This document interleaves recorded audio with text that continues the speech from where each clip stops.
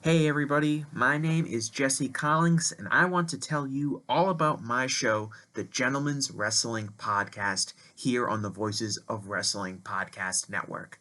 On the Gentleman's Wrestling Podcast, we do a thorough analysis on the biggest issues and trends within the pro wrestling industry. We talk a lot about pro wrestling media, we talk a lot about fan culture and wrestling's place within general pop culture, and we talk about the broader influences that are shaping the way we discuss and analyze the pro wrestling industry. We've had some of the brightest minds in the pro wrestling intelligentsia on the show, including WrestleNomics host Brandon Thurston, both Rich Craich and Joe Lanza from the Flagship Wrestling Podcast, Trevor Dame from the Through the Years podcast, and a whole lot more. This isn't a show for hot takes. It's not a show recapping the latest episode of television. This is a show focusing on the biggest topics in pro wrestling and doing a deep dive on the real stories behind the surface level analysis you might find elsewhere. The Gentleman's Wrestling Podcast is available wherever you get your podcasts, and we'd really appreciate it if you gave us a try. Thanks. Save on O'Reilly Brake Parts Cleaner. Get 2 cans of O'Reilly Brake Parts Cleaner for just $8. Valid in-store only at O'Reilly Auto Parts. O'Reilly Auto Parts. This podcast is a member of the Voices of Wrestling Podcasting Network. Visit voicesofwrestling.com to hear the rest of our great podcasts, as well as show reviews, columns, opinions, and updates across the world of wrestling.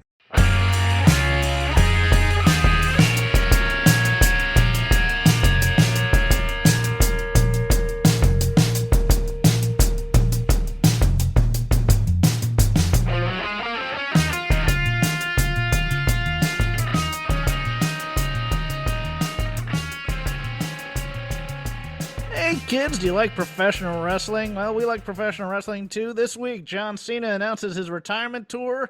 We have ice cold takes on some of the 3 events of this week. And then on Vader Club, Arn and Terry Funk versus Sabu and Bobby Eaton from ECW When Worlds Collide. I am Jeff Hawkins. He is Chris Novembrino. We have watched a lot of wrestling. Some of it was good. Chris, what can you say about an NXT PLE that ends on a shot of Joe Hendry? Did you see that? Yeah, no, I did. Realistically, I think the discussion for me coming out of this NXT show card, PLE card or whatever, it will be remembered as one of the 5 worst NXT PLEs of all time. Yeah. This was a true nothing show. The only stuff of note was the main event results, and that was handled poorly.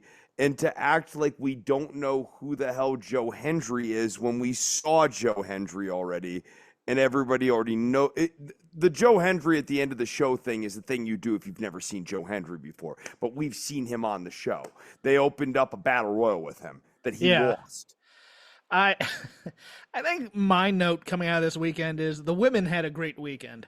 Because the women's matches on both shows, I thought, carried these things for the most part. Were they top tier? I thought Women's Money in the Bank was. I thought Women's Money in the Bank, once it got rolling, was the most enjoyable match of the weekend for me. And Sol and Kalani they were good. Over-delivering. They were good, and I think Kalani is on her way to really refining a character of like the overly wound. She's ultimately going to shake out to be a heel. I remain convinced of this, but I think it's a slow burn though. I think like even the setup with her and Sol. Sol's all like, I don't like the rules. I don't like the structure. I do everything all vibey. She's quoting LeBron James. Meanwhile, Kalani Jordan's quoting Jordan. Now, I don't want to get into our nuanced takes on Jordan and LeBron James's figures. Suffice it to say that the reputation generally is that Jordan's a harder person to be a teammate with than LeBron James. And like, I think that's sort of revelatory, but I also think even just the whole, I like structure, there's a lot of stuff in there that seems like it's all going to be perfectly wound and she'll be cool until she's not. See, I think she has pure babyface written all over her. I know they're gonna eventually turn her heel, but boy, much like Roxanne Perez, I don't want to see her a heel just yet. I think she can say the genuine things and make me believe them, as opposed to Soul, who was like in that vignette is saying, the kind of things you'd buy from Brookings catalog and put on your wall or something like that. It's like you expect her to be like, she has like motivational posters with slogans on them in her room, and she's just using those and quoting those in her vignettes and stuff. Only one. Well, actually, there's a secondary news story that's smaller, but John Cena surprise appearance on Money in the Bank yesterday. Said that 2025 will be his last year. Did not try and swerve anybody. Did not try and just came out and said, yes, I am announcing that 2025 will be my last year in ring. Says he will be at next year's Royal Rumble in Indianapolis. Will be at the Elimination Chamber and Money in the Bank. Said later at the press scrum that he was going to try and get about 30 to 40 more matches in. I assume he will be one of the main draws on that first Raw on Netflix. That would be my guess. I mean, I think that's got to be part of it. That's why they want him back. Does he get a title run? What title? One of the world titles. I don't think not necessarily the Cody world title, but maybe the maybe the Damian Priest one. Maybe. Maybe. I could also see him like winning the U.S. title again or something and making that his. Oh, okay. I could totally see him going back to that U.S. title and sort of making, the John Cena Open Challenge one more time sort of thing. I could see, and this would be a hell of a draw to me, especially in, what is it, October? When I lose, I retire? No, not then, but for that first match on Netflix, going back to Rock Cena, and maybe like for like, hey, getting in on that main event track, so to speak, for Mania next year or something to that, something with stakes on it. I don't know. Yeah, I mean, there's other things you could do. You could finally have Orton and Cena team up. That could be, that a fun sort of storyline. They become tag champions, and at the end of their story, they become friends. Okay. Yeah. People love Randy. They love to love Randy. They love Cena, and I think people are now at this point of nostalgia for both Orton and Cena. Like when I was watching Money in the Bank and listening to the way people sing Randy's song, that's nostalgia 100%, baby. I'm gonna be interested to see if he gets enough projects where he may have to actually cut back on dates as promised. Because this may be a shock to you, Chris. He's wildly in demand in Hollywood. He really is. I mean, he's doing a lot of different things. He's certainly doing more things than Dwayne is right now. I mean, he's shooting Peacemaker season 2. He has a number of comedies somewhere in the tank. They've found his niche as big, lovable, dumb guy in comedy. So they cast him in a million different things. Yeah, we'll see. I mean, he says he's going to be at Money in the Bank. I don't think he's doing a Money in the Bank match. I just find that out of the realm of possibilities. I mean, it would be interesting to have Cena be holding the briefcase during his final year. That's true too, but that would come in July of next year. Right. If he goes the full year. Okay. You sold me on that a little bit. And the other story I had is a little bit lesser. Stephanie Vaquer, fresh off of Forbidden Door, apparently has offers from both WWE and AEW. I got to see her match against Mercedes. I thought it was good, not great, but she really shined to the point where she turned the audience against Mercedes. Although that was a New York crowd going against a Boston person, so who knows? But Stephanie Vaquer is interesting. I like her a lot.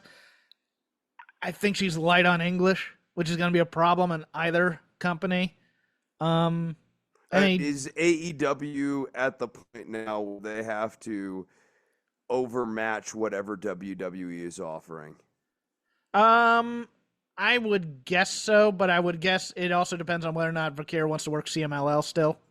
Yeah, I mean, it feels like AEW's biggest problem here with diminished ratings and the downtrend is in these negotiations. They've got to offer these wrestlers more money, more years or something. Yeah. But essentially more guaranteed income off the contract. Well, AEW will overpay if they like somebody. Yeah, WWE will not. Yeah, and they find new and different ways to overpay. Like sometimes they just overpay for somebody based on their talent level. Other times they pay market value for a talented person, and then they give them the Jay White treatment. So they've actually found a number of different ways to overpay. We have a plethora of shows that we could do in the lazy river of wrestling criticism, whatever we watch, whatever we had a chance to get to. Everything from last Friday's SmackDown up through the NXT Heatwave we just watched. And the reason I bring that up is because the best thing all week in terms of both weeks of wrestling. Paul Heyman? Paul Heyman. Oh, yeah. My God. Just everything that was about so that. Great. Everything about that show. Getting the chance to get power bombed in New York City, his hometown, in the largest arena in the world, or the biggest arena in the world to him, MSG, where he spent his youth backstage taking photos and sucking up to the Wizard and Lou Albano and other WWF luminaries, and to get written off with a power bomb from the Bloodline through a table at age 57. And also just he can cry on command, which is kind of endearing and also scary in a way for a guy who's not a quote unquote trained thespian, but is a notable carny. But yeah, no, the Heyman stuff from last Friday, I that was top tier professional wrestling to me.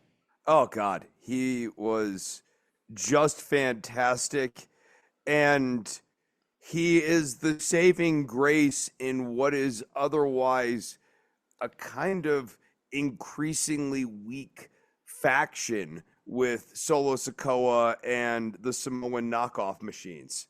They are. Chris, what? I like them.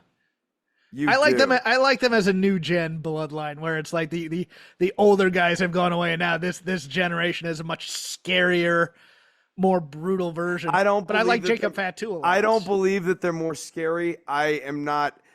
The menace is not commensurate with the work, and I don't think Solo's character has a lot of legs, honestly. Huh. Yeah. See, I think he's been doing great character work too. I think he's been improving his promos. He's been improving his delivery. I don't know. I'm okay. I'm higher on it than you. I'll leave it at that. But what did you think? Okay, then what did you think of the 6-man at Money in the Bank then? Because I really enjoyed it. I thought it was a lot of fun. Fun, sure, but again, I'm just the Solo bloodline is losing steam for me. I think the best part was Heyman. The best part was the dynamic between Solo and Heyman. And once you write off Heyman, and now I have to just focus in on these four guys, it's not nearly as interesting. They do need a wise man, right? Like no, and that therein lies the problem, right? If they were as inherently intriguing, like Roman didn't need Heyman as much, and there were plenty of times where Roman, was basically just cowing Heyman off, and Heyman was just like, "Oh, I'm scared," like a Paul Bearer type figure. Whereas Solo has absolutely needed Heyman to play off of in order to carry him. And I think that the steam continues to come off of this. Now, in terms of the match, I think that Kevin Owens and Randy Orton are really fun sidekicks to Cody Rhodes. And like the story of these guys becoming brothers in arms and like having a strange friendship and camaraderie is good. I actually really like Owens and Cody Rhodes have good chemistry, and obviously Owens and Orton do as well. So, there are things to like on the babyface side. I'm just, dude, all the Tonga Loas are the same to me. See, this is weird because there has to be, Solo's good, but he needs a guy who is pushing him to be more and more evil, and it's like they're two guys who I think could be good wise men that are out there right now. One is if they could get Jim Cornette into the company, Jim Cornette replacing Heyman as the Bloodline's wise man sounds, and especially you do the Yokozuna connection type of a thing. I think that'd be interesting. Okay. The other one, unfortunately, isn't much on the promo front, and that would be Haku. Just Haku in a suit and sunglasses, just standing there. Yeah, but I think in our head we're like still seeing like Meng of 2006. Yes. Yeah. I'm not even saying like 90s Meng. Yeah, we're seeing like slightly old, but he's even older than that now. Cornette's not a bad choice, but there's nobody else out there, man. There's no, nobody in terms of also, managers, right? And they've worked themselves into this corner of like the Bloodline need to get more and more sinister, and like how do you really do that absent of taking the belt off of Cody Rhodes? And they shouldn't do that. I mean, putting the belt on Solo I think would be a mistake at this point.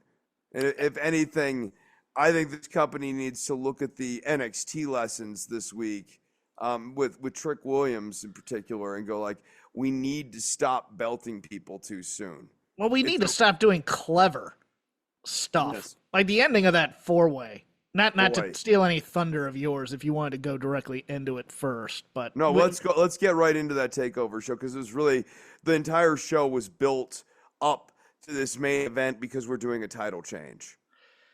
Yeah. I mean, I thought both women's matches were the highlights. Absolutely. We kind of already hit on that. Oba Femi and Wesley kind of fell apart a little bit. Yep. There, because Oba kind of got a little lost, I think, and a little tired. The pre-show was fun in its own way. I did watch JC Jane and Jasmine Nix versus Ariana Grace and Carmen Petrovich, and then they split them up halfway through Takeover. Yeah, which is stupid. My big beef with NXT right now is they have 3 different authority figures on the effing show, and they don't need it. Between Stevie Turner, Rob Stone, and no, you're 4. Shawn Michaels and Michaels, yeah. Shawn Michaels in there, and Ava. Yeah. Right? You have Shawn Michaels saying we're gonna do this thing with Ava, and it's like, if Ava's the GM, Ava's the GM. If Shawn Michaels is the GM, Shawn Michaels is the GM. We don't need this many authority figures on there. Stevie and Stone, like, don't. I mean, Stevie should be angling for a title shot, but that would have made a lot more sense if Lola had beaten Roxanne tonight. Oh, the tag match was fun. Chase U and Frazier and A Kid, or Axiom, sorry. Yes. I thought Duke Hudson had a rather good night, but I may be just overlooking the fact that he is a really good hot tag, as one person told me. He goes, he's the best hot tag in NXT right now, in terms of a fiery babyface type thing. But I thought Duke Hudson was having a great night for a while there. I think so as well. What really fell apart for me in the main event, and I was kind of eagerly and nervously awaiting it, was the Javon Evans Trick Williams encounter, where they proceeded to just exchange a bunch of different offensive blows, and none of it looked good. Like the fists back and forth looked bad, and it even kind of culminated in a finish of them both kicking. It was supposed to be like them both kicking each other at the same time, but the timing on that looked horrible. I mean, it just kind of like looked like they just fell out of the sky together. I did howl at the Sean Spears, Ethan Page handshake and both go for the eye poke at the same time. Yes. Type of thing. But it wasn't that the whole like vibe of the match though, is that Page and Spears really had to do the work throughout the match to make the match actually have connective tissue. But I hated that ending. I hated. That is clever as the enemy of good. That is, we need to think of a way for. They should have just belted Ethan Page in the match against Trick Williams. Page should have had a plan. Yes. It's a no disqualification match. He should have been able to handcuff Sean Spears or, tie him up under the ring. Basically set it up so that he can get, whoever his chosen target is, in for the win. But once again, it like makes Javon Evans like the other problem with this finish is, okay, it's like, oh, well, Javon Evans can eat the pin. Yeah, I guess, except that he keeps choking in every single clutch situation he's put in. Yeah, they keep saying he's 20, he's 20, he's 20, but that doesn't mean he's not an imbecile sometimes for doing these athletic moves and then getting caught. Right. Even in like a sort of kayfabe scenario, he's Yes. doing athletic moves that aren't paying off for him. And then, like, from a reviewer's eye, the timing on all of these is indie-rific. It's Yes. loose. He's, when he's doing the springboard stunner off the top ropes, Page isn't there in time for him. And you got to communicate this. This is your spot. It's not an Ethan Page spot. You're the one calling the, jumpy stunner. You say indie-rific. I'm thinking AEW Rampage in many ways. No, they're cleaner. They're cleaner. Right. Yeah. No, it's the timing you would get at your local indie is the way it feels like to me. Yeah. It's we're going for a big move, but the big moves aren't executed with snap and crispness that you would want to see on replay. And I mean, they had to, that was Javon Evans's highlight reel. They had to make sure they went back and do it. But watching it again, you see Ethan Page like trying to get down there to make it happen. Evans is not ready at this point, and Trick Williams was never ready at any point during this run. And I think the fact that they had to use smoke and mirrors in his final match only further kind of cements that. I don't understand the logic of taking the title off of him though. But I thought. Oh, for sure, I do. Well, hold on. Let me think, because I want to go back to your Ethan Page point. I thought he did have a plan, because when he walks into the arena, there's that giant mural that says "We the North," and I thought for sure Josh Alexander was coming out to help him, because they used to be known as the North type of a thing. I thought it was, Canadian up there. There were reports that they were backstage, et cetera, et cetera. I thought, okay, another TNA type thing here, but I thought they'd do the thing where they know that Trick's not the greatest ring technician in the world, so they would just continue doing matches that protect him as he improved, instead of just taking the title off of him and saying, well, this is a lost cause. I mean, I think the issue is that he's been champion, what now, 4 or 5 months? Yeah. He's over. I mean, he's over enough. People like saying "whoop that trick" in a context that won't get you into trouble. Yes. So I get that it's fun to say a naughty word, sort of thing, but he himself as a vibe is not a consistent thing. The look, the energy, the style, the speech, it's not all gelling together the way, like, for example, it does for Carmelo Hayes. Like, Trick feels a little more like he's trying to find his style.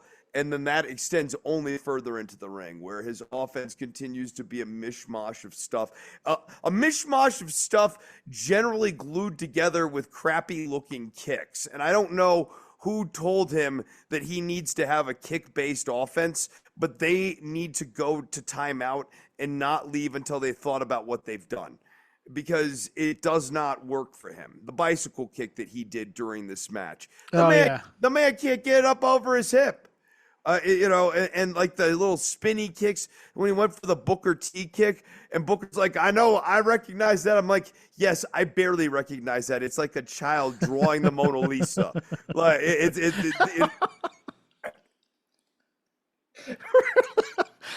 Was it that bad? You know what? It was like maybe a step above. You know what? Okay. It's like a 13-year-old who's in art class but isn't very good doing a rendition of the Mona Lisa. There's some shading.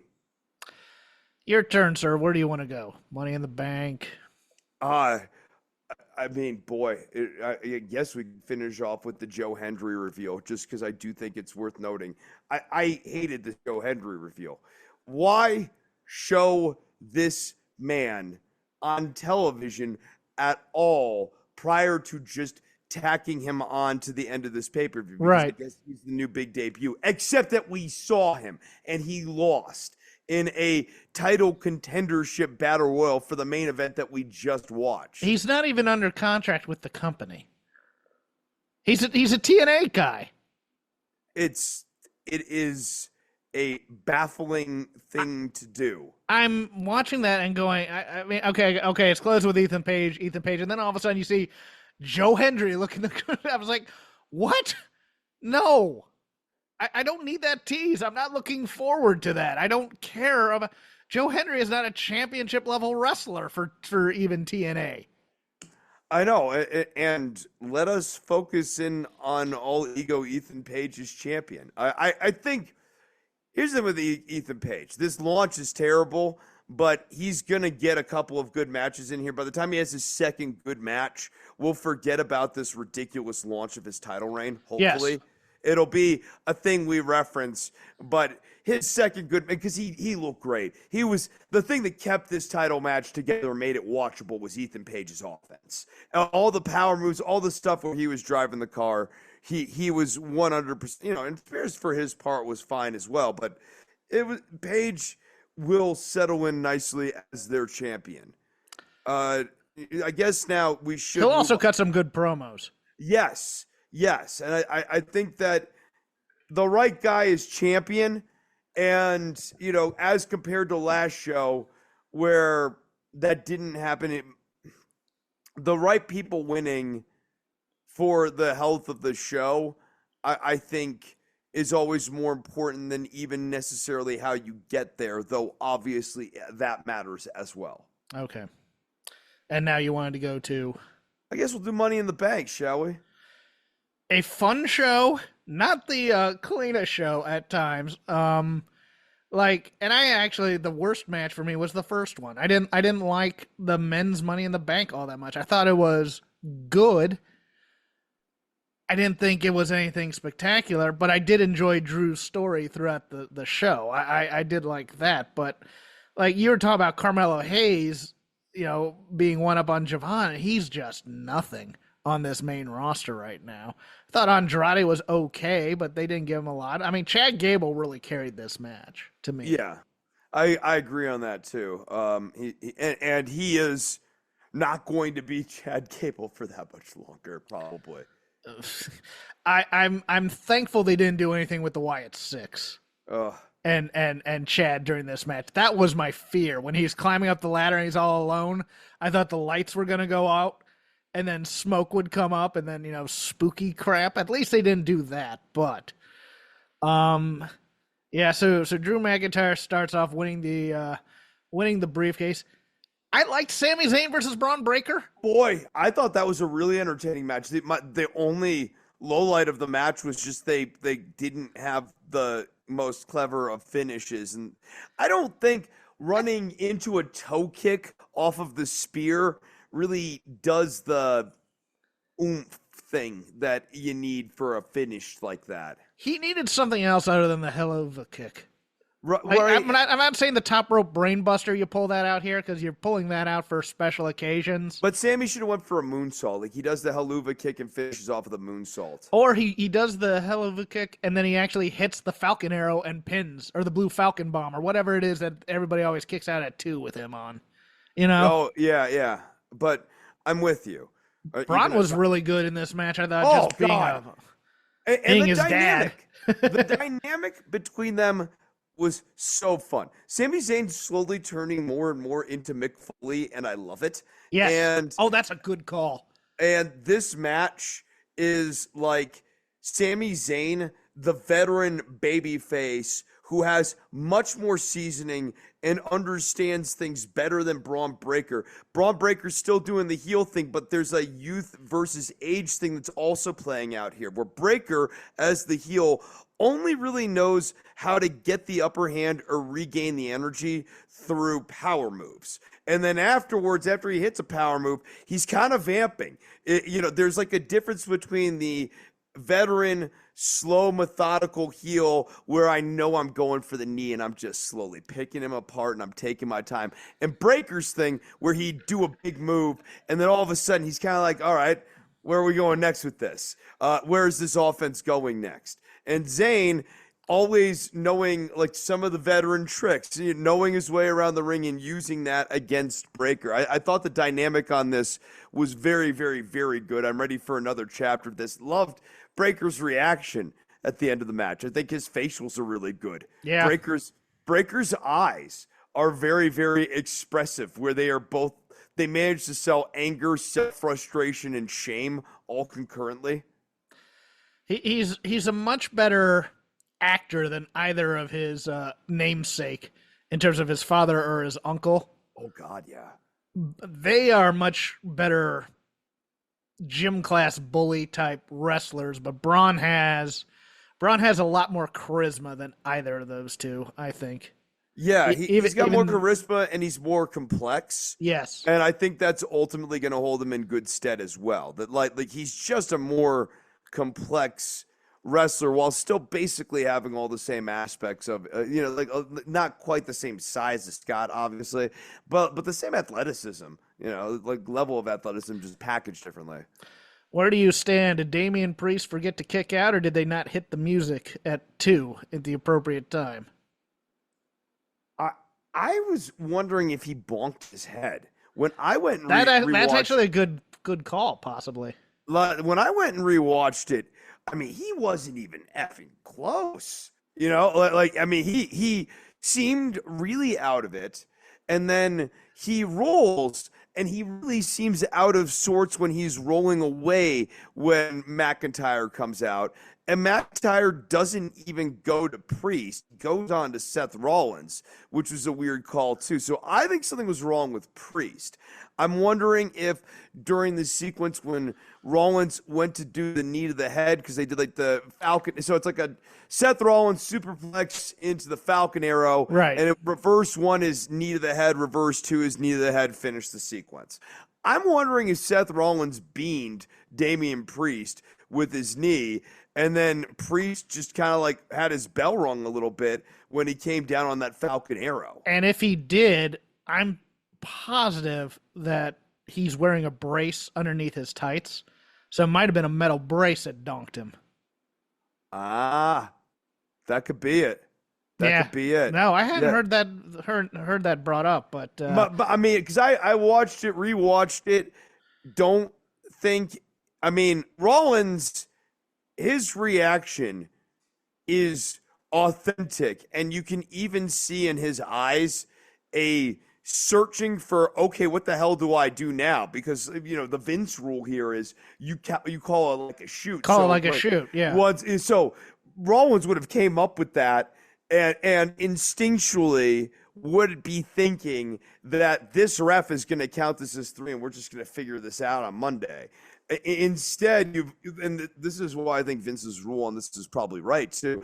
Instead, you have Rollins sitting there like, what's the easiest choice you can make? Window instead of middle seat? Picking a vendor who sends a great gift basket? Outsourcing business tasks you hate? What about selling with Shopify? Whether you're selling a little or a lot, Shopify helps you do your thing, however you cha-ching. Shopify is the global commerce platform that helps you sell at every stage of your business. From the launch your online shop stage to the first real-life store stage, all the way to the did we just hit 1 million orders stage. Shopify's there to help you grow. Whether you're selling scented soap or offering outdoor outfits, Shopify helps you sell. Wherever and whatever you're selling, Shopify's got you covered. Sign up for a $1 per month trial period at shopify.com/try. Go to shopify.com/try now to grow your business, no matter what stage you're in. Shopify.com/try. Is your vehicle stopping like it should? Does it squeal or grind when you brake? Don't miss out on summer brake deals at O'Reilly Auto Parts. O'Reilly Auto Parts. What? Like looking at the ref, not knowing if he's supposed to sell it at the ref, and then all of a sudden, like, hey, this damn music, here goes McIntyre. And like McIntyre starts, making his way down the ring. And I think the ref froze, yes, blew the call because in his mind, he's like, well, shit, we've got so many more story beats after this. Yes. I think, like I have to plow through this. Yeah, I could see in I think his name's Eddie's eyes. He's 1, 2, and he does the wipe thing in terms of like when you're counting 2 and you're not going to count 3, you do kind of the whiff of the mat type thing. And I didn't see his shoulder come up. No, and no, he didn't Priest. see, and Priest he didn't is see not his shoulder even come close. up. No, Priest is not close. And he's just like, oh, I mean, you could just see kind of the fear of God in his eyes at that moment, because it's like, well, if I count the 3, if I had counted the 3, then all this stuff is moot now out the window. I discombobulate so many things off of this, right? Because downstream off of this sequence here, you need to still have Seth Rollins in this match. This match actually can't be decided because Drew McIntyre needs to come down and it needs to be a no DQ match. Right. Or so the ref is thinking. He's actually wrong on this, and this gets back to, I'm not trying to defend Vince here, but this is why you just call it like a shoot, because it doesn't actually matter. I'm going to tell you why here. Drew McIntyre comes down, now tries to cash in on New World Champion Seth Rollins, all right? But CM Punk can still blow this for Drew McIntyre by just coming down and beating the crap out of Drew McIntyre. Drew McIntyre now has a blown cash in, doesn't have the title. Wins by DQ. Right. So Rollins still can't, because remember the stip is if Rollins loses, he can't go after the title again until Rollins would technically be champion. Oh, that's right. Yeah, right. So that's the one thing that's blown, and then you can just run this. You can fix that on Raw. Yeah, right. You can fix this on Monday. So like this was, I mean, it's tough to make these calls in the moment, but the wrong call was made here because this is much more easily fixed. And here's the problem. They're still going to probably have to come around and fix this on Monday because too many people were too not okay with that finish. In the live audience there, I think they're gonna have. Triple H brought it up in the press scrum too. Yeah, I think they're gonna have to come up with something like Finn Balor paid off the referee, or That's what I was thinking at first. I'm thinking, is this an angle story type thing? Liv Morgan worked her feminine wiles on this referee to mess up this match. No, I'm right, because that would actually make that would do it. Right? Like she basically told this referee was, whatever charm she had, Priest has to win, so that she can come back and say to Priest, find the hotel card in the referee's locker or something like that. Yes, right. Like there's a number of different ways you could even write around that, but they're going to end up having to write around that now as well. Also, I mean, I guess they're going to have to maybe move this more into a Seth and Drew McIntyre are friends now sort of storyline. Because now Seth has also been screwed. So Drew and Seth can be the obnoxious we've been screwed brothers. And now allow me to praise the WWE main roster women's division. These women are tough as nails. And yeah, this match started out a little bit clunky, but Zoe Stark, Io Sky, Lyra, Naomi, Stratton. Stratton hit that ground hard again doing a moonsault, and Chelsea Green, who, God bless Chelsea Green for being the faux babyface in this match as the hometown girl, pulling the unrepentant stupidity at the start of it by jumping up for the briefcase 5 times, which got me howling. And then at the end, she's taken this bump before, but it is still, I cringe every time I see it, from the ladder outside through 2 different tables. Tough as nails. Io Sky's Michinoku driver on Zoe Stark through the ladder bridge. Good God, those two are just hardcore. Everything Zoe's about a this gamer, right? Zoe she's never scared to get roughed up. She volunteers for. I mean, she whacked her head good early too on that thing she was doing from the outside of the ring into the inside. And Lyra, actually, I think Lyra has, since coming to the main roster, has really improved. I wasn't a big fan of hers even in NXT as a champion. But she comes in, she's game. I mean, she was taking backdrops on these ladders and stuff. I was She was good in tremendously NXT UK impressed. back in the day. Yeah. But yes. The bird stuff always bothered me, and they Yes. were making fun of her for that too on the show. But she's become a main roster wrestler, and she held her own in this thing too. But I had a blast watching this match. I really did. Yeah, I agree. And I think Tiffany's the right call. Because she's going to be involved in that Bayley and Nia story. Because she could always cash in on Nia if Nia, for some reason, beats Bayley in Cleveland during SummerSlam. And she's always like a safe person if someone's getting injured or whatever. You need to write someone off. Tiffy time makes sense. Yeah, on either show. If she just showed up on Raw one day and somebody was injured and they wanted to just put the title on her, yeah, definitely. And Tiffany's always been tough. We've said that a number of times. She just takes falls that a woman just she did that. She did once again did the it's Tiffy time. She screams and they don't catch her, and she kind of landed flat on her back again. It was like you can't do that over and over and over again and survive. But I mean, it's a wonder at times. But yeah, I thought Io and Zoe especially. And Io's crazy. Io's just nuts. Just every time you watch her, she's putting a trash can on her head and diving off the top of a cage and stuff. She's amazing, and I think she deserved better as champion of the division. But maybe she'll get another run eventually. And I have no further things on the Bloodline versus Cody, Kevin, and Randy. Chris, no, I got nothing else to say. I mean, like it's just like I think the right team won. Yeah. Because we're building to a War Games at Survivor Series. Right. So, I mean, I think, yeah. I mean, that's the thing I was noticing between this and, say, the Elite story, which has the Blood and Guts match. It's like the Bloodline are a dominant heel faction. That may not be the most interesting story in the world, but you don't see the Elite being a really dominant faction, overwhelming the show. Okay, I think it is time for us to talk about AEW Dynamite. Now, imagine Chris. Signing Kazuchika Okada and basically, or Kazuchika Okada, and reducing him down to not, the initial fear is that maybe it'd be like a Nakamura-like presentation where it'd be a little herky-jerky. We've gone to the Tozawa zone, basically, with this guy.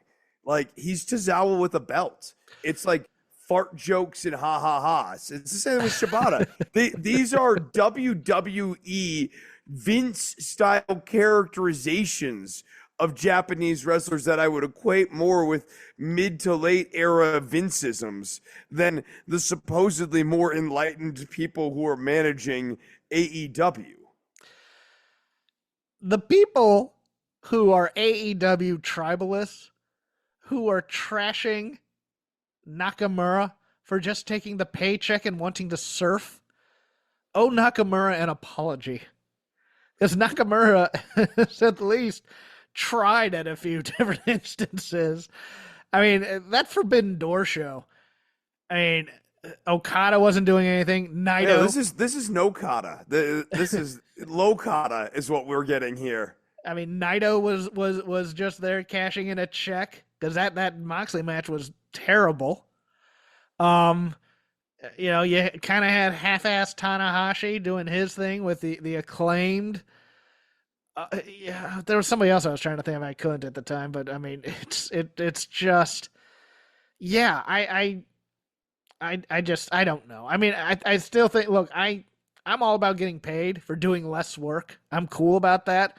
But he's supposed to be coming in to help carry your promotion. That's right. The thing. Like the Ospreys, the Jay Whites, the Okadas, they are supposed to be like the cornerstones of this promotion, the win now guys that you're bringing onto this roster to help put more eyeballs on the show. And this character of Okada is the most boring Okada's been in years. Did you hear what happened to Jay White last night on Collision? No, what happened to Jay White last night on Collision? He and Hangman are doing an Owen match, and Christian comes out and lays out Jay White. So they're gonna feud. This is the next Jay White feud. Jay White versus Christian. Jay White's a babyface now. I think they're about to turn him. Yeah, I think this is turning him, or at least they're going to be the 6-man belts between the two of them. Didn't the crowd want Christian as the babyface when they first started this thing? I don't know. Right, I remember the first week, they were torn between the guy who is like at least trying to be a dad, but it's like a bad and fake dad, versus the guys who beat up their dad, and they cheered for a bad dad, the patriarchy guy, over Jay White. But now I guess we're turning Jay White. This is good stuff. And meanwhile, Matt and Nick Jackson don't have really a clear relationship with managing the show. You have like a very weird relationship where they don't really have the ability to make matches fully, or they don't, sometimes they do, sometimes they don't. I enjoyed Hangman's return versus Jeff Jarrett, but it was mostly because I loved that hope spot of Jeff Jarrett in that match, where he ducks the buckshot and then ends up getting him in a not cloverleaf. What A sharpshooter. Sharpshooter. Oh, I know. And he's doing all of Owen's moves and stuff. I really did enjoy that match quite a bit. That was the one part of the show that actually had heart for me, and then yes, and then Jarrett didn't win, and I actually man, Jarrett beating Hangman Page in this tournament. It would be a loss that Hangman could absolutely win, and it wouldn't mean could actually eat, and it wouldn't mean anything, and would absolutely set Jarrett White hot going into the finals here. I bought into Hangman getting DQ'd for kicking too much ass, and that didn't happen either. I thought that might have been not the worst thing in the world either. If you're gonna beat Jarrett, just beat the crap out of him so he can't continue in the tournament, and then the guy going up against him gets a bye, and and then that's how we resolve that. But no, that was the one thing with Hart, because the thing that they were trying to do with Hart, which was Daniel Garcia is a backbone of AEW. And the betrayal, the beloved relationship between MJF and Danny Garcia that we've had low these many couple of weeks, and the betrayal of Danny Garcia. This is clever as the enemy of good again. Say, well, we need to figure out a way for MJF, who has gone heel, face, and heel in 3 weeks. Get him heel again. We're going to make him look stupid in the biggest match of his career with the ring stuff. And then we're just going to have MJF beat the crap out of him. And Ospreay, for this whole sequence, too, just in terms of blocking, Ospreay just got done showing a tremendous amount of respect to Danny Garcia and doesn't like MJF. He should see MJF kick Danny Garcia in the nuts and be disgusted by this. No, he was walking to the back. Didn't see it. Right. I respect you a whole lot, bruv. Oh, you got kicked in the nuts? That's awful, mate. Put some ice on it. Put some ice on it. Jeez. I'm just AEW can't plot to save its life, and it's killing me at times, because it's just like, yeah, okay, two guys can go out and have bangers, and then they're back on Wednesday, and that banger meant absolutely nothing to any division or anything of that. It was just a match to have a good match. Here's the MJF line from Collision from his promo. He saw about ratings. He goes, guys like Ospreay only care about ratings from guys named Meltzer. I care about ratings from a guy named Nielsen. Leslie Nielsen's still taking phone calls? Yes, he forced.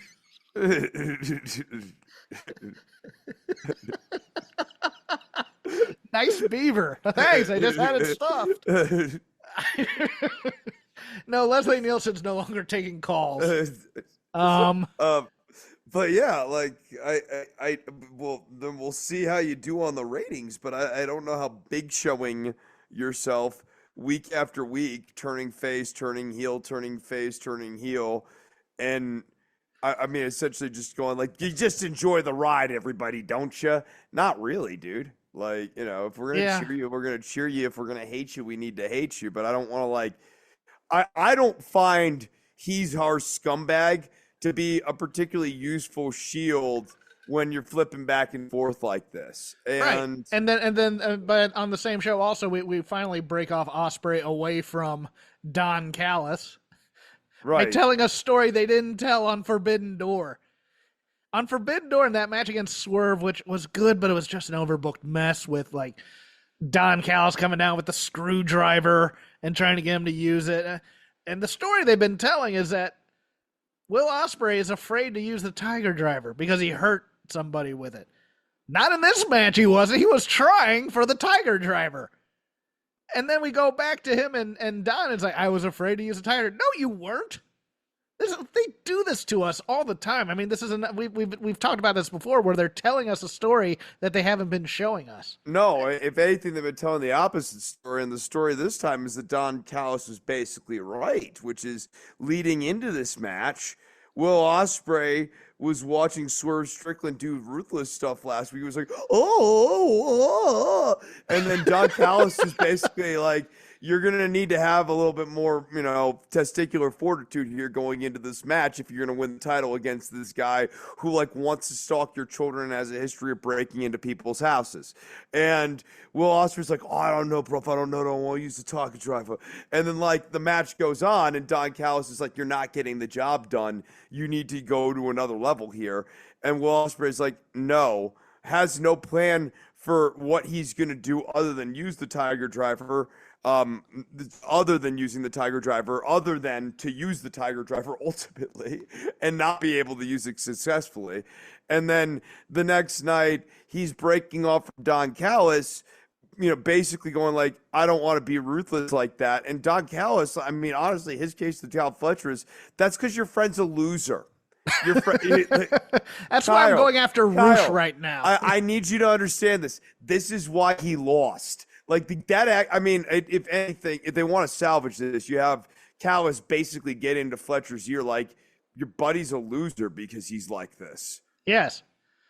Good doesn't defeat evil because good sucks. Yeah. Quote Spaceballs. Yeah, it's just you have somebody else coming into your house, too. Yeah, no, it's because good is stupid. Good is stupid. Yeah, you're correct. Yeah, I just well, in this case, right, like Ospreay looked stupid. You knew that Swerve was a dangerous guy going into this match and had adopted a dangerous mindset going into this match, and you weren't able to rise to the occasion. Jericho do anything for you this week? Hook has terrible clotheslines, by the way. My God, those things suck. Boy, they are like Dad had good ones. Hook does not. I mean, also Hook is a less is more kind of guy too. Yes. Right? Like, the more you see him, the less you need to see him. I think that Jericho on commentary is like a non-factor. The Jericho and Taz stuff is silly, right? And Taz just isn't able to carry the other side of that coin. And I also think, and he can't get physical, right? And Jericho's shtick is running out of tread. Like there's just thanks guys. I think he's entered into a Brian Alvarez impression too by going into the upper register all the time. Oh, okay. I don't know that for a fact, but I could see it happening type of a thing. It's a very much like the Bucks version of being the evil managers. Jericho's shtick that he's doing right now is deeply self-indulgent. It's like it's doing it to pop the boys in the back and doing it to pop yourself. Yeah. Anything else in AEW you want to talk about? I want to say there was actually Baker or Mercedes Moné. Yes. I thought this was a great promo by Britt. When she came out at Forbidden Door, she didn't smile at all, and I thought it was nerves, and it kind of confirmed that because she looks like $1,000,000. She looks absolutely shredded. I think the problem with this pairing, though, is both Britt and Mercedes, who have an intense amount of respect for each other. Britt actually really likes Mercedes in real life, or at least did at one point. They're both naturally heelish.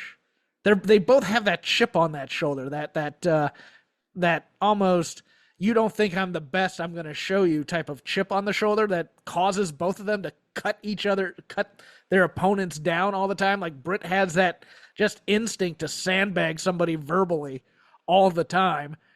Mercedes does in a way too, in her own way. This might be oil and water type of a thing in terms of, I don't know if we can keep up Britt as they're going to try and make her, they're going to try and do AEW versus WWE, which is going to be interesting. And also, Britt's not as good a wrestler as Mercedes. She's not a main event female wrestler to me. She can do brawls. Like the match with Thunder Rosa, that, with the thumbtacks and everything, was a fantastic match. But it's one of those weird things, especially with the stroke now. I think verbally it's going to be very fascinating to watch this. I'm not certain it's going to work, but week 1 did work for me. What about you? I think it's good that we've finally settled in on Mercedes Moné as a heel. Yes. That being said, once again, we have too many turns in AEW because we've been spinning our wheels with no clear direction. And right now, Mercedes Moné as a character is just Sasha Banks. There is nothing new about this character. Although they've now, I think, teamed her up with the Elite, possibly, which might help the Elite a lot in some ways. That would help the Elite and Okada, and we'd kind of hoped that they would get there, but we also kind of wanted them to get there earlier. Like, she really should have just been aligned with them from the jump. Here's the other problem, is that when Mercedes is a heel, people love her being a heel to the point that they want to turn her babyface. Yes. But conversely, when she's a baby, like, this is why bringing her in as a babyface was a mistake. One, it was inherently depending on the goodwill that she had built up on AEW and kind of cynically hoping that maybe that would pop a rating immediately, rather than doing the bold thing of bringing in the new character and inserting her into a storyline that's like new, fresh, and says, oh, this is Sasha Banks, but it's not the Sasha Banks that you remember. Like that sort of thing. Instead, we've now ultimately settled into Mercedes Moné, which is just Sasha 2.0. And Britt, for her part, I think the matches will be okay. I'm with you, though. I don't really buy her super hard as a babyface in the same way I don't really buy Mercedes super hard as a babyface, generally speaking. You have to kind of get there with her. And then I guess we're turning Adam Cole babyface at the end of all of this too. So like Britt and Adam are going to be like baby faces. There might be some things going on there. Oh. Let's move on. Well, everyone's a heel to somebody, Jeff. No, that's true. Well, but you bring up a point that now that MJF's a heel, does that make Adam Cole a babyface? Right. Yeah. So how do you do that feud? I don't know. I think maybe MJF takes over the Undisputed Kingdom. No. And then even then, right? Like, and then Wardlow's a part of that.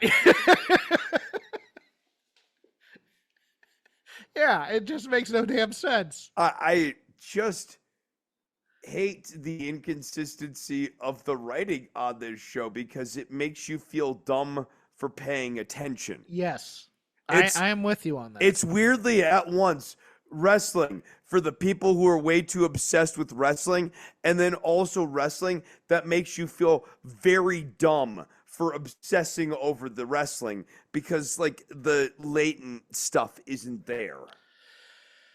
Gotta end with Vader Club, unless you had anything else on AEW you had. I don't.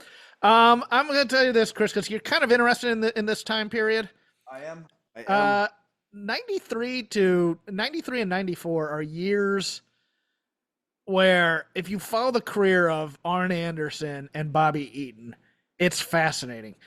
towards after Bill Watts gets fired, or maybe even when Bill Watts gets in there after the Dangerous Alliance stuff, they fire Bobby Eaton. So he goes off to work at Smoky Mountain Wrestling with Jim Cornette and the Heavenly Bodies, who were at the time were Stan Lane and Dr. Tom Pritchard. Well, they're not doing anything with Arn either, so they kind of ship him off, and he goes over to Smoky Mountain as well, and he teams up with the Rock and Roll Express. I almost picked this match to do the Bluegrass Brawl. May get to it eventually. It's a 3-way, 9-person with 3 different teams type of a thing where it's an elimination type thing with the stud stable of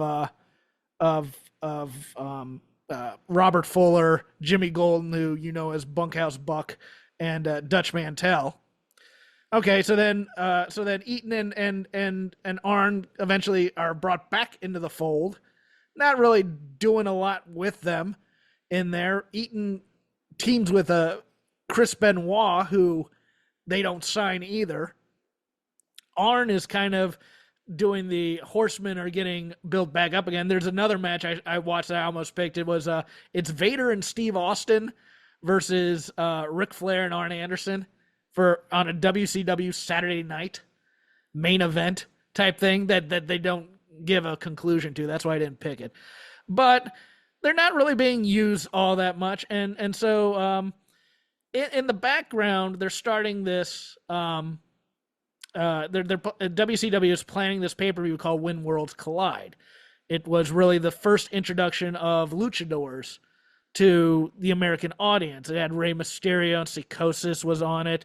It really is what broke them out and got them kind of on the radar of a lot of the smarky type fans like me who were on the internet in rec sport pro wrestling at the time, et cetera, et cetera.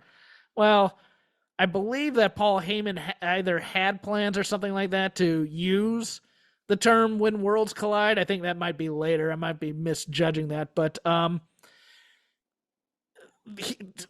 Heyman at the time, this is still Eastern Championship Wrestling. He's using Terry Funk, who had quote-unquote retired in 92, but he's here, and then WCW kind of wants to use him for Slamboree in that match against Tully Blanchard. And so Paul Heyman reaches out and goes, hey, you got any guys you're not using? I'd like to use the Hollywood Blondes. Well, he can't use the Hollywood Blondes because we just broke up the Hollywood Blondes. So, okay, well, let me use these 3 guys. He wanted to use Kevin Sullivan, he wanted to use Arn Anderson, he wanted to use Bobby Eaton.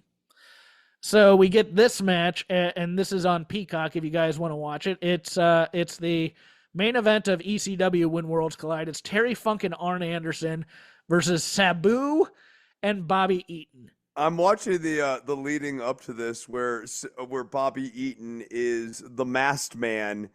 Yes. Who comes in and Bobby Eaton's masked man outfit is the most Bobby Eaton masked man outfit you could possibly have. Is it better or worse? And have you seen this to introduce Arn Anderson into Smoky Mountain? They did the man under the sheet gimmick where it's like nobody wanted to take the sheet off of him. And everybody's just kind of making fun of it. Then they pull it off. It's Arn Anderson, and like Cornette takes a bump on concrete and stuff. I forgot that. Yes, the other part of this match is also part of one of these horrible gimmicks. But Bobby Eaton coming out in a NASCAR racing shirt, yes, and like sweatshirt and sweatpants, really sells the menace. The most Bobby Eaton masked man. Bobby Eaton was giving no F's at this point. He just wanted to check. No, I know. And yet at the same time, he jumps over halfway across the ring to deliver the elbow drop. He doesn't even, he sets up Terry Funk and you think he's going from one side because he's close to that. He goes further away and jumps well over half the distance of the ring. I just killed me. Semi-fascinating is watching Arn Anderson and Sabu work with one another. Because you would never think they would gel at all.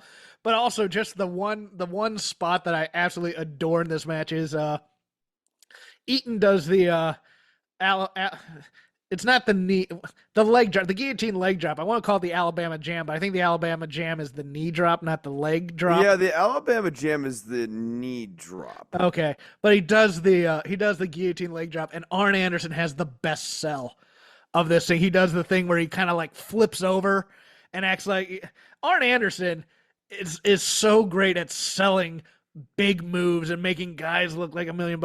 This eventually ends with Arn turning on Terry Funk and leaving him because he accidentally gets hit. It's kind of a wonky finish, so I can't call it a great match. But I was in the mood for some Bobby Eaton and Arn Anderson because I just kind of get in that mood sometimes. Maybe next time I'll do them as a team. Right. They're an interesting WCW tag champs. They don't have a lot to work with there, but no, they're good tag champs. 91, right? Because they were brought together by Michael Hayes because it was originally going to be a three-person team, kind of like doing the Freebird rules, and they were calling them, we each represent the 3 greatest tag teams of the 80s, and then Michael Hayes quit WCW to go be Doc Hendricks in WWF and never wrestle again. He was like 35 and he looks 50. But yeah, maybe that's the craziest thing to watch with the old Michael Hayes stuff. It's like there are times where I am watching Michael Hayes and I'm like, God, how old is he? And then he's like 3 years younger than I am now. And I'm like, how? The road will own you, brother. Oh my God. Yeah, like it's just in 4 years he aged like 20. But it's on Peacock if you want to watch it. ECW When Worlds Collide. It is the main event there. Chris will have a selection sometime next week for Vader Club. I'll get that out as soon as he selects it. But let's end it there. You can follow me on X at CrapGame13. You can follow Chris on Instagram at DOCTOR_NOV. We are part of the Voices of Wrestling Podcasting Network. Podcast for all of your niche wrestling loves. Go listen to The Good, The Bad, The Hungry. Go listen to The Flagship with Rich and Joe. Go listen to the 5-Star Match Game. That's always a fun show as well with Joe Gagney. I also do a show called The Dynamite Show. We go live 20 minutes after Dynamite goes off the air. That is on Fight Game Media on all your podcatchers. Audio drops the next day. We do a thorough deconstruction of that week's Dynamite, myself and Paul Fontaine of Figure 4 Weekly. Chris, what plugs would you like? Get guitar lessons on Instagram, or DOCTORNOV or _NOV on Instagram. And we'll see you next week. Hey now, it's Mike Gilbert, host of the Mike and JD Show, right here on the Voices of Wrestling Podcasting Network. Join JD by God Oliva and myself every Thursday night live on the Voices of Wrestling YouTube channel at 11:30 p.m. Eastern Standard Time, as we stay up all night discussing all the hottest stories in professional wrestling. You can also check us out right here on the Voices of Wrestling podcasting feed, or you can subscribe to the Mike and JD Show feed. Now, enjoy the show. Save on O'Reilly Brake Parts Cleaner. Get 2 cans of O'Reilly Brake Parts Cleaner for just $8. Valid in-store only at O'Reilly Auto Parts. Oh, oh,